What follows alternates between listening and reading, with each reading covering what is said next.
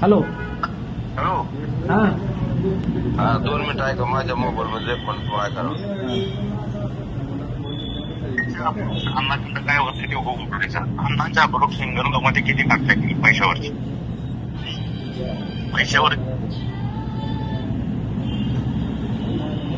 पैशावरची किती काढता येतात आपल्याला हिंगणगावमध्ये सगळी यादी व्हॉट्सअपला टाकून द्यायची. साहेब इतकी निघू शकतात. आलं लक्षात. सरपंच हा जवळ्यामध्ये समोर मी बोलतोय मुस्लिम असं दलित असं याचं काय करायचं किती म्हणजे काय आता तोंडी नुसतं गोड गोड बोलून नाही.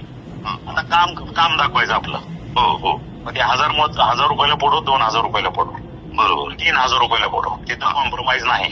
कॉम्पिटिशन मोठे आपल्याला दलितामध्ये वगैरे 2000 जाऊ 3000 जाऊ त्याची काही याद्या तयार करून ते सुरू करायचं लगेच 2 दिवसात. बरोबर आहे.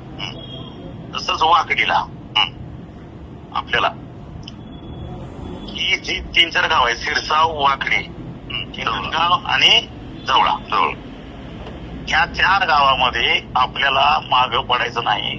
50 लाख जाऊ 1 रुपये जाऊ 2 कोटी जाऊ जे जाऊ ते जाऊ. कळलं का. तिथं कॉम्प्रोमाइज करायचं नाही. कोणाचा विचार करायचा नाही. याद्या तयार करायच्या सुरू करायचं. कळलं का. बरोबर. सेन्सिटिव्ह मतदारसंघ झालेला आहे प्रचंड. बर आणि त्या पद्धतीनं फक्त तुला जे वाटतं ते मला व्हॉट्सअपला टाकायचं. कुणाला बोलायचं नाही एक शब्द. बरोबर बरोबर सुरू करायचं. ठीक आहे. तो जर कुणाला चर्चा नाही असं म्हणतं साहेब मग काय करू पुन्हा आमच्या ते शहाणे संधी आहे. काय गरज आहे.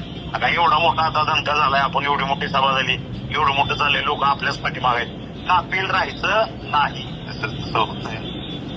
कळलं का. बरोबर. रिस्क घ्यायची नाही आपल्याला कुठल्याही पद्धतीनं. हो हो समोरचे माधवचोत एकदम फवाऱ्या केलेले सगळे उमेदवार आहेत. त्याला काय रुपये गेला काय 2 रुपये गेले त्यांना काय फरक पडत नाही. पण आपण मागं राहायचं नाही हे ध्यानात ठेवायचं. बरोबर बरोबर. ठीक आहे.